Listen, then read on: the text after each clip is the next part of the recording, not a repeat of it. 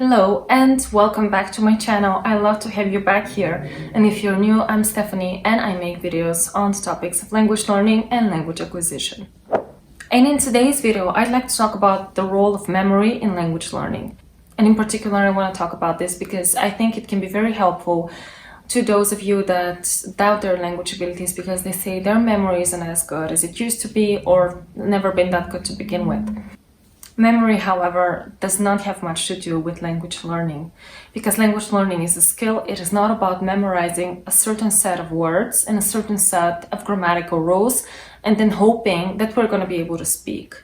It does not work like that. We don't have this huge list that we memorize and then these rules that we memorize and we don't think of them actively. Right now I'm speaking and English is not my native language, but the speech is simply flowing out of me. I'm not thinking about certain words in Bulgarian and then translating them into English in my own head and then thinking about what tense to use, what grammatical rule to use, not thinking about any of that.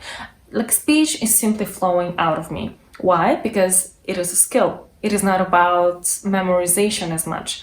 So I feel like sometimes, we can forget a word and then that's why we think it is about memory, but at the end of the day, it is about the skill to speak another language. Speaking another language means that you're expressing yourself in a new way. And I believe that it was actually, I saw this, I believe, in one of Steve Kaufman's videos or one of his interviews on some other channel, I'm not sure. But he said this very interesting thing that has stuck with me since. And it is that learning another language is like you're getting used to the language. And I think this is great in terms of describing just how much of a skill it is, because it is about getting used to expressing yourself in a new way. That is all it is. It is not about memorizing certain facts like you would for a test or something.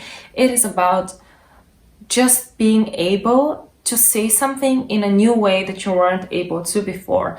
And I absolutely agree with that. And I do think that it speaks so much to the fact that it is not about active recall. And that is why I'm not a big fan of flashcards or like spaced repetition or any of those methods and like reviewing words, reviewing phrases.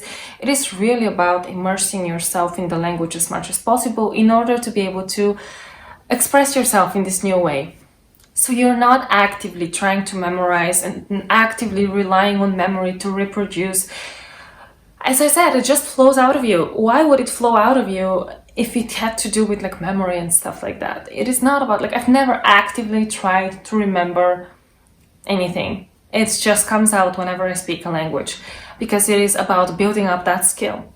And if we look at actually areas of the brain that are associated with language learning, now I'm not a neuroscientist, but I did do a lot of research for biology papers that I would used to write in school. It would always be on the topic of neuroscience, of multilingualism, because I would always pick topics to write about, topics that I'm passionate about. That's why I would always pick in school whenever we had a research paper assignment. So although not a scientist, I have done quite a lot of research on the topic of the language and like how the brain processes it. And it turns out that the areas of the brain that are involved in language and language reproduction and being able to speak are Broca's area, Wernicke's area, and the angular gyrus. Whereas the areas of the brain that are dedicated to explicit memory, which is what most language learners assume language learning is about. So explicit as in remembering events or remembering facts and information, as in remembering grammar rules and words of lists. Those areas of the brain would be the hippocampus, the neocortex, and the amygdala. As you see, there's no overlap. And even within the areas of the brain that are involved, like with implicit memory, like, muscle memory and stuff like that, and even they actually have nothing to do with the areas of the brain that are about language and language reproduction. So there's a little bit of like, besides, the experience of many of us polyglots that do talk about how, memory isn't not that big of a deal, that it is a skill. There's also that scientific proof of what we know about the brain, because there's a ton we don't know about the brain, but still scientists have pinpointed those areas of the brain that relate to language learning, and as you can see, they have nothing to do with memory. Of course, different areas of the brain interact. Of course, like you would need to have like some dependence on memory somewhere deep inside of you because everything is interconnected in the brain, but in general, it is not about how much you can memorize. So let me give you an example actually of what role memory has played for me.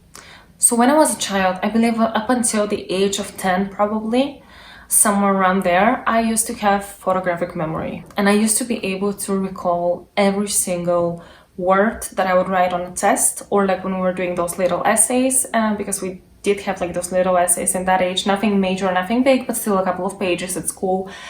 And whenever I would write that, and then I would go back home and I would tell my mom word by word, I would recite the whole thing from memory, telling her where I put the commas and asking her if I was writing correctly, right? Because in the beginning, you know, it's all about learning to write and do simple math and stuff like that. So I was asking her, was my spelling right? Was my punctuation right? Everything like that. Everything. I would remember, I had an impressive memory that I have since lost. And I know I can probably get back some of it with mnemonics techniques, but I haven't delved into that much. It is not exactly something that has been like a missing piece in my life and that I've been, you know, trying to get back. But yeah, I can say my memory is just regular nowadays. I don't have this photographic memory recall of anything anymore. But what has happened since then is that, you know, I studied a couple of languages at school. When I was 16, I actually wanted to study Spanish by myself so badly. It wasn't offered in my high school, so I started studying by myself. And ever since Spanish, the floodgates opened. I learned how to study languages by myself. I realized it could be done. I realized I don't need a teacher to learn a new language, etc. So what I want to say is that my memory has, you know, deteriorated from being photographic memory to being the memory of a regular person. I probably still might have a little bit of stronger memory than average for some things, for others not so much. So it's like, it's really, I'm nowhere near the level I was at. But my language learning skills have improved so much. I get better and better every single day at language learning, because with each successive language that I learn, I just get better, because it is a skill. And the more you practice a skill, the better you get at it. As my memory has gotten worse, probably because of, you know, we are exposed to so many things on a daily basis these days that the brain has to pick what to retain, what not to retain. And I guess that's the story of many people, you know, and as children, they had spectacular memory, then not so much. But, you know, if language learning were about memory, I should have peaked when I was a child. Well, back then, like, my English was so basic. I was just starting out. I had no idea what I was doing. I was certainly not anywhere with language learning, really. I just knew like some animal names and like some basic greetings, and that's all I knew up until the age of 10. So nothing spectacular. And now as an adult that my memory is much worse, I am so much better at language learning, because again, it is not about memory, it's not about active recall, it is about building up a new skill, learning to express yourself in a new way, or as Steve Kaufman put it, like getting used to talking in a new way, getting used to expressing yourself in a new way, because that's what language learning is about.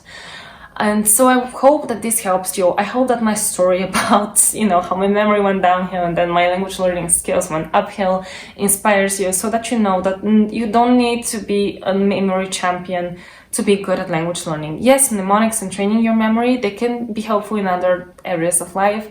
I have found that in language learning, they don't really matter. So I hope this was helpful. If you have any comments, let me know your opinion, because I would love to learn more about it. As I said, the brain is a mystery, so everything should be taken with a grain of salt, but most things we don't have definitive answers to. But still, I would say that most language learners out there, they will tell you how with practice they get better at this skill regardless of their memory. So there's that. Like and subscribe if you like this video, and if you want to see more of that type of content from me. If you have any topics that you want to see, also you can mention them in the comments, because I want to make videos that are helpful to you as a language learner and that can help as many people as possible. So with that being said, I wish you a great rest of your day or evening, and I'll see you soon. Bye bye.